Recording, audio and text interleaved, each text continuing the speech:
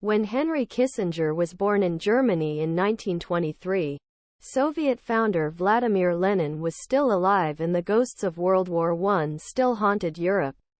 He grew up a Jewish child as Adolf Hitler came to power in Germany and fled with his family to the United States in 1938.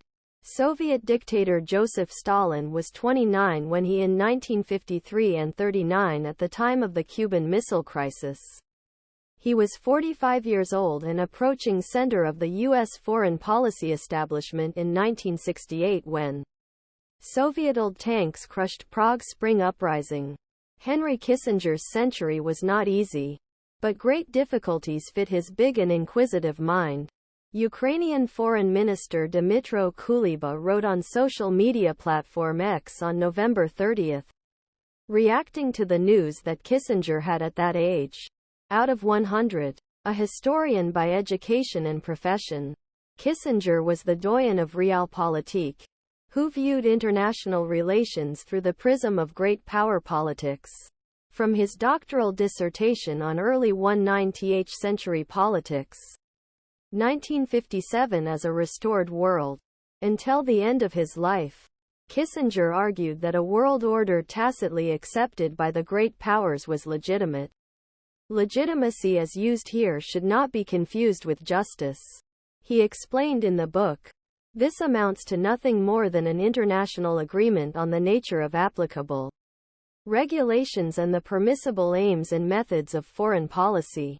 As a result, Kissinger grappled with dynamic events post-Cold War transition period.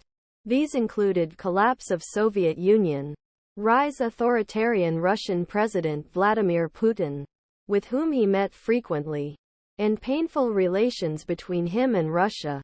In a July 2022 interview with Der Spiegel, Kissinger was stunned when asked to find an instructive historical precedent for understanding and ending the war in Ukraine. Obviously I can't give a direct answer, Kissinger replied, because the war in Ukraine is, at one level, a war about the balance of power.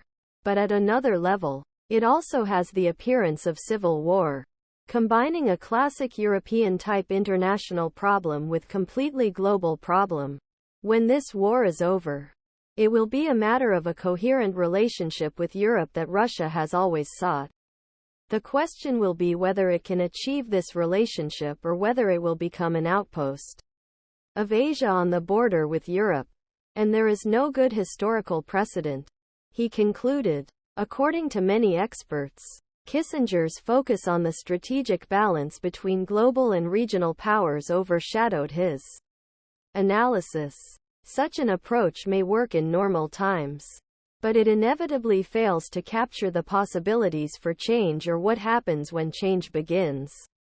Paul Goebel, a retired CIA analyst and expert on former Soviet republics, told RFERL, thus important turning points in world history are missed. And this is true throughout Kissinger's career. He failed see collapse of Soviet empire abroad and in USSR. And failed understand power of people change things no m.